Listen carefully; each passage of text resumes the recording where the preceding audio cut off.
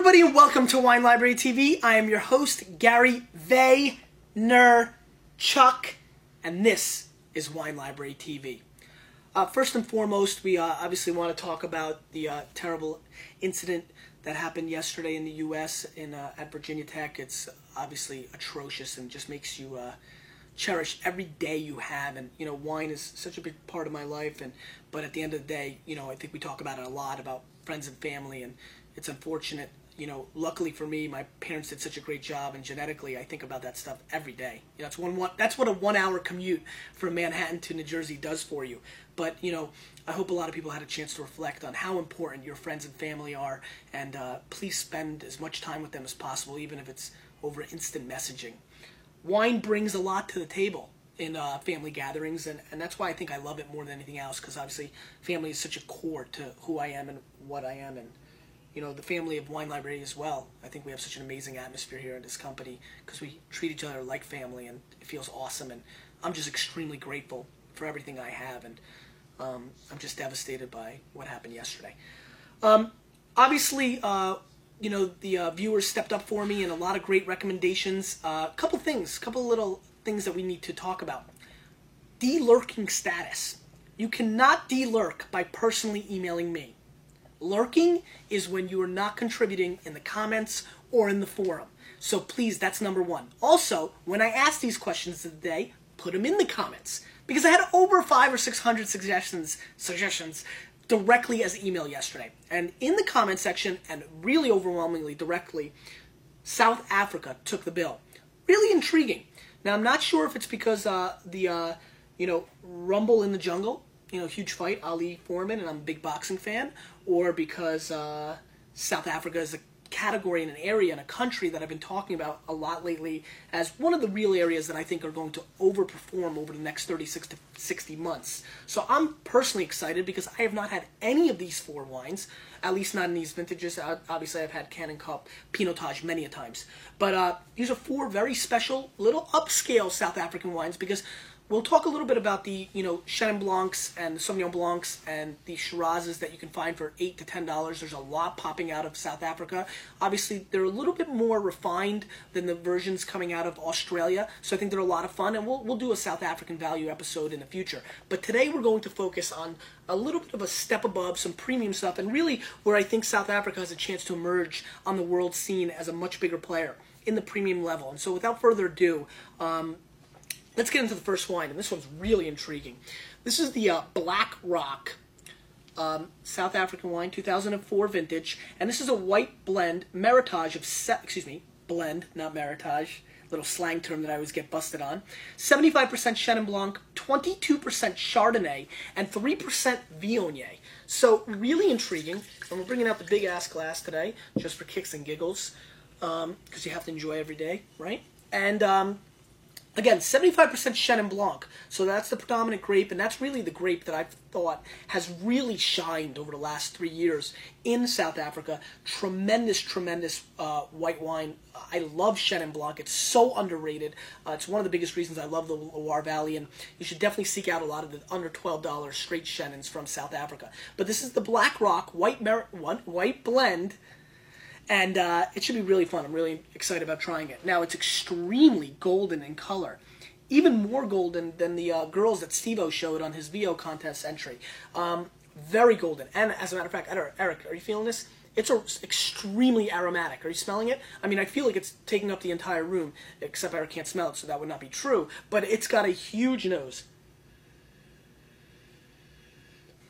And, the Chardonnay is really predominant coming through on this nose. I was hoping the Viognier, there's a hint of Viognier-ness, that a little bit of petrol, a little bit of peaches, but a very distinct kind of nose. What am I getting here? I've actually had this before. God, what is this? You're getting the smoky oak for sure. Definitely a lot of smoky oak. You're getting a tinge of honey, but like a real lemon blossom, almost like honestly, when you make a bad in the bathroom and you got to clean it up and you go tss, and one of those flavors that I've had before, this is really what this smells like, no doubt. Let's give it a whirl.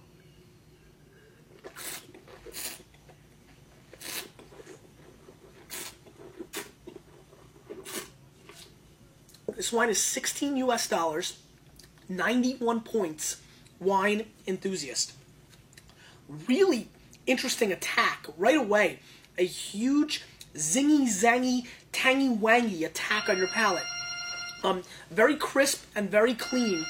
A lot of fullness. Is that a 202 number? 847. Okay, stop it. If 202 comes, that's the radio people. Sorry, real life, huh? Real zingy, zangy, tangy, wangy, and a little disjointed. Very bitter, actually, on the mid palate, which is not super fun. Again, room temperature. If you're watching Wine Library TV for the first time, I drink all my whites at room temperature for Wine Library TV because I want to get the true essence of them. Obviously, cold, what the cold does, refrigerated, chilled, does hide some flaws, and I wonder if this would be hidden. And this is the kind of thing that would be hidden if it was a little bit colder. Getting some lemon peel, some grassy aspects, but very, very dirty, kind of, it tastes kind of like something weird, like a couch, or like, like a rubber ball, or like just something like a can, or, just something that's just off and just like a standard item that you find in the world that has, just dirtiness on it and awkwardness. It's like a junkyard kind of flavor.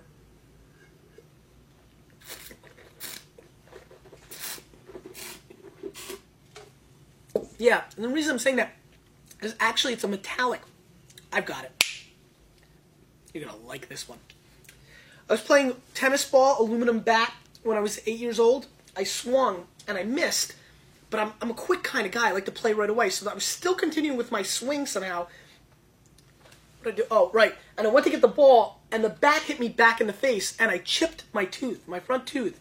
And that metallic flavor, that aluminum flavor, that was so vivid in my mouth, mixed with my blood, exclude the blood, and that's what this wine has a lot going on it. Now, maybe if instead of blood, I was bleeding a beautiful grapefruit lemon flavor out of my lip, maybe that's exactly what this tastes like. So it's a little bit of that aluminum, grapefruit, a little of that junky everyday product. I guess that's what I was looking for. It was like a chair, like aluminum chair, leg kind of thing. Real awkward. Kind of funky, disjointed wine, kind of like I am right now. I'm going to score this wine 86 plus. Really not my cup of tea, and definitely for 16 bones. Now say it with me. It's a pass. Za with 7 Z's. Let's move on. Toccata, Stellenbosch, 2004 Chardonnay. Toccata from Stellenbosch is a very intriguing wine. It's barrel fermented and in oak. 200 cases imported into the U.S. So very little. 90 points Wine Spectator. 28 US dollars. So not inexpensive by any stretch of the imagination. But, again, Toccata's trying to position itself as one of the premium producers of Chardonnay from the region. And if you want to compare it against prices of top California Chardonnays or top white Burgundies, it's a bargain. So it's tough to say 28 bones is a bargain, except I do adore the number 28 because Curtis Martin, baby, Hall of Famer, all-time best running back. But that being said, 28 bones is not inexpensive, but has a chance to be a steal if it brings the thunder. Let's see if it's bringing the thunder.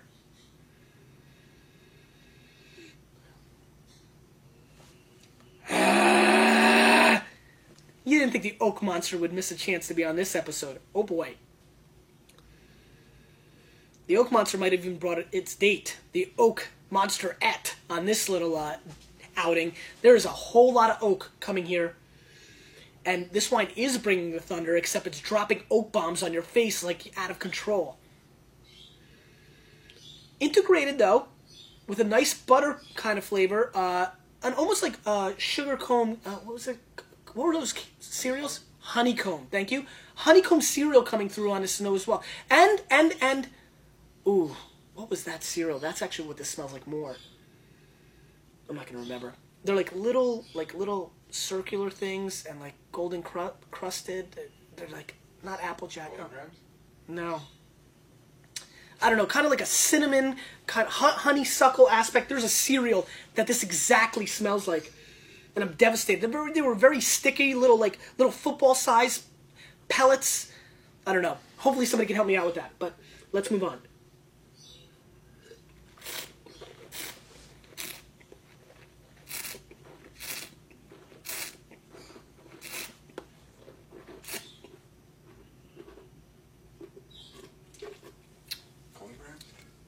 Golden Grams? I don't know. I don't think so. What? Was the robber in the commercials? No. Did he steal it? I feel like a frog was involved. That's Pops. I think it, yeah, something. Anyway, we're really out of control today. Takata, very tremendous mouthfeel, great acidity structure for a Chardonnay, and I appreciate that. Too many Chardonnays in today's world don't have the acidic grip, and they just go for fluff, like a fluff piece. This has the acidic grip. It has got a great charcoal aspect on the finish, which I like. Very smoky ham going on. I appreciate that. Think of a lot of pears joining that smoky ham, and that's a flavor profile I'm feeling on the finish. Very structured and balanced, great grip, a beautiful mid-palate.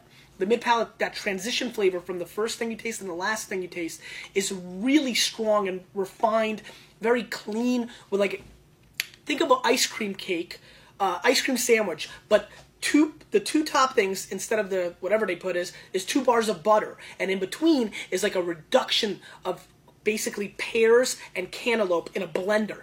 That's what this wine tastes like. An ice cream sandwich that's butter and cantaloupe pear reduction sauce. Beautiful integration on the finish, well structured, and a wine that I think has the acidity and structure to last 5 to 7 years. And that's what I look for in Chardonnays, because, hello, big alert time. Chardonnays mostly taste better 3 or 4 years after they come out, whereas we consume 99% of them on impact. So, if you're a Chardonnay fan, start putting a couple bottles away. You will be stunned by what 156 weeks can do to a bottle of Chardonnay. Good effort. I'm going 91 points. I'm going to one-up the Spectator. I think they were right on. Great job by them for finding this. And Takata, wonderful, wonderful wine.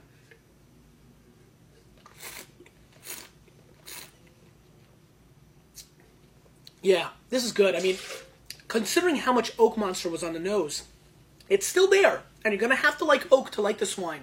But it's done in a much more white Burgundian style. And I appreciate the effort. Little rinse McGinnis.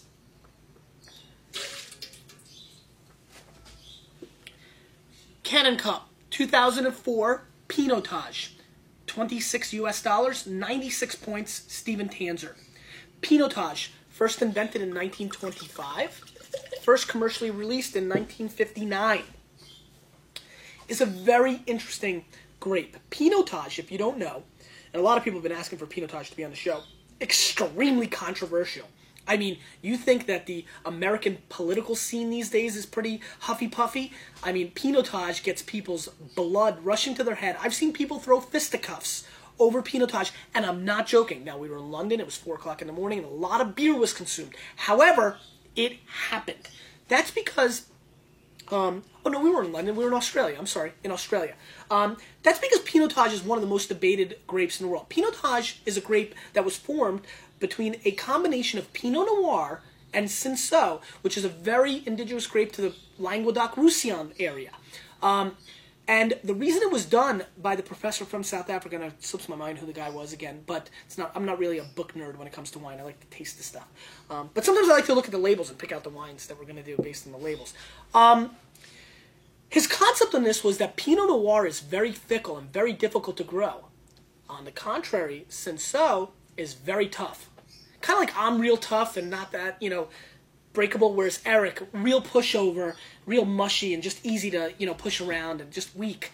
Kind of combine us together, and that's what his project was. Now, the British kings and royalty, the people, the Robert Parkers of their day, bashed it when it came out, and it kind of went into hibernation for a long time. But there are a lot of people that enjoy Pinotage and think it has a great future. Now, most people that debate this say that Pinotage is only great when a winemaker is great and is able to do it. It has nothing to do with the grape, what that brings to the table. So it's a very intriguing debate. Cannon Cup has been long one of the better producers of Pinotage. Again, 90 points, Steven Tanzer, $26 US. Let's give it a whirl. Really nice dark color to start.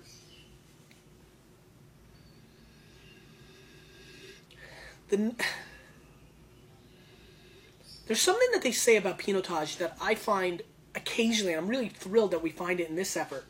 It's got a little hint of banana on the nose, and that is a very common characteristic, and you really You really get it in this wine, which is really cool. Now, it's a banana surrounded by an enormous amount of rusty old beer cans. Let's call them Billy beer, which is from, like the 70s.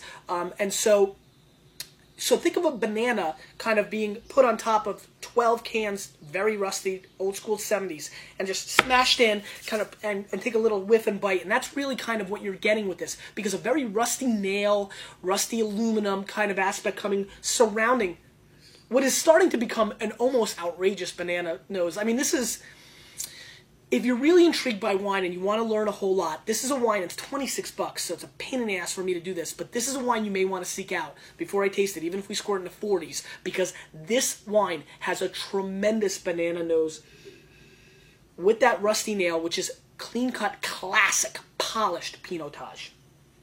Really interesting, actually. Let's give it a whirl.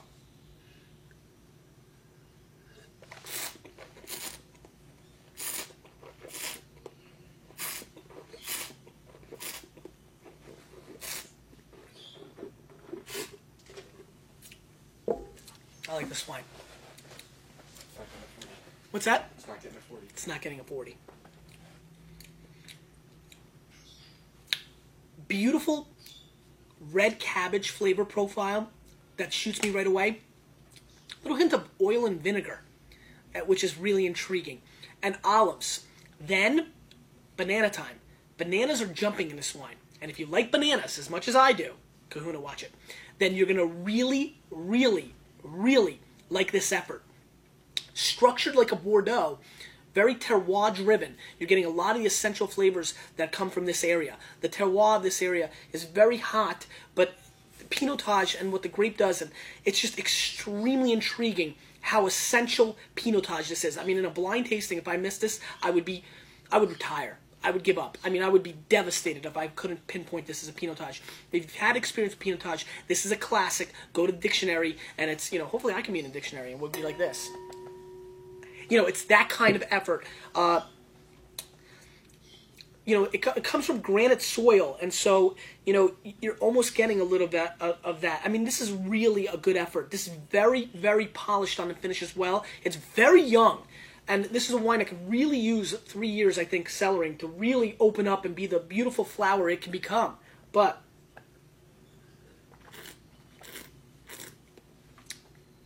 there's like a dark licorice flavor as I first go into the glass, which is extremely nice. Oh, I like this wine. It gets very olivey and smoky at the finish, which is quite intriguing. This is an extremely good effort. I think Steven Tanzer nailed this. I'm going to get a little more excited. I'm going to go 91 points on this as well.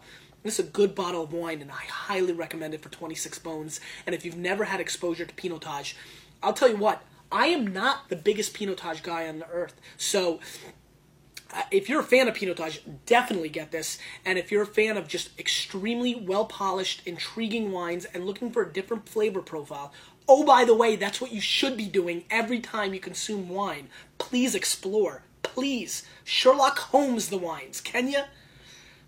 Then you should seek this bottle out. Great effort. Let's move on.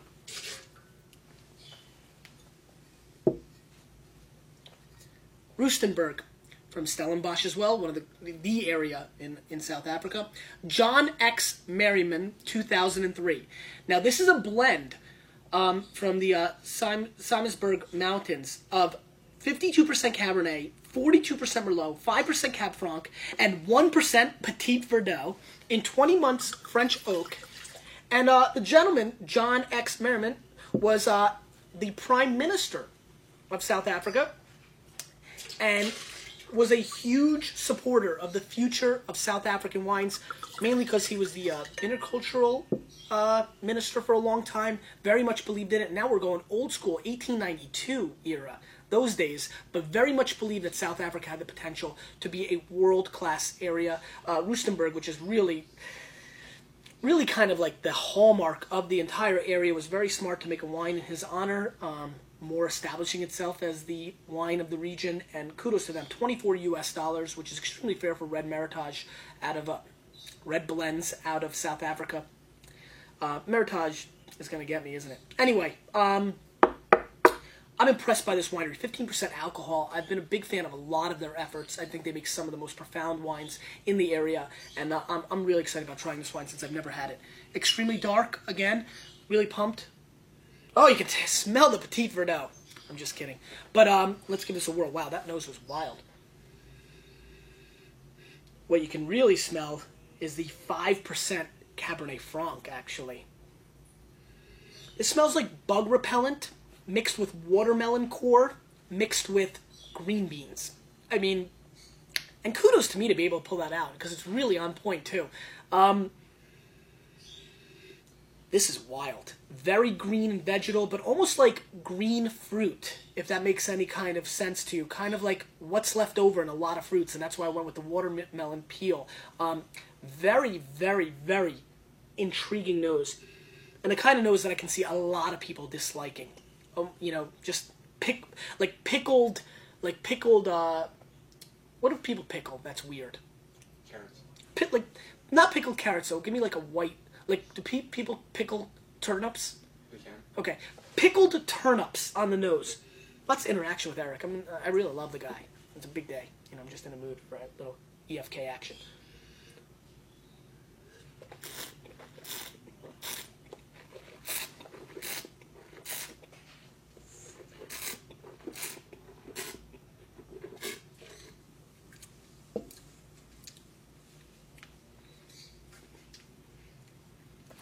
This wine is corked.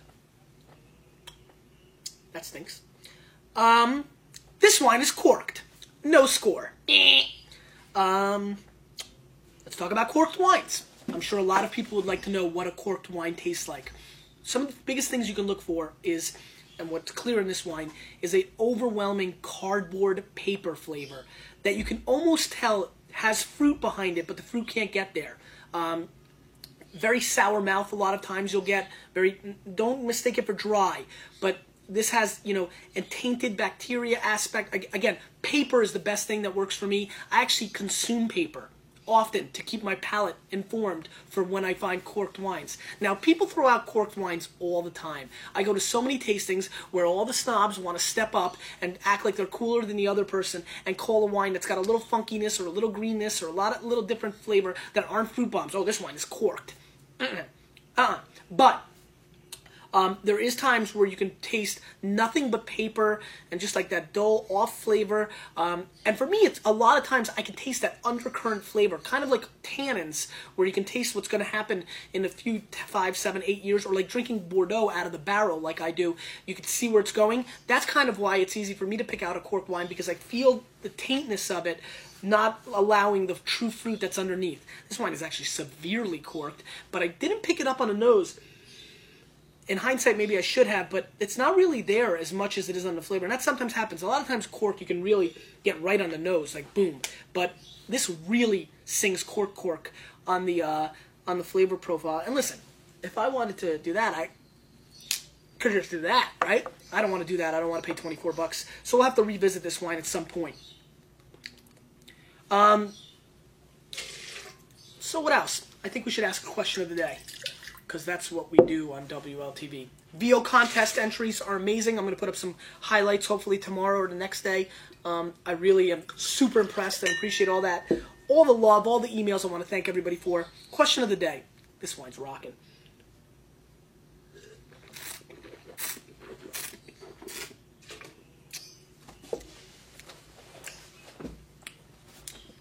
How lucky are we? I mean, really. That's a question of the day. I want everybody to come out. How lucky are we? Because you, with a little bit of me, we're changing the wine world, aren't we?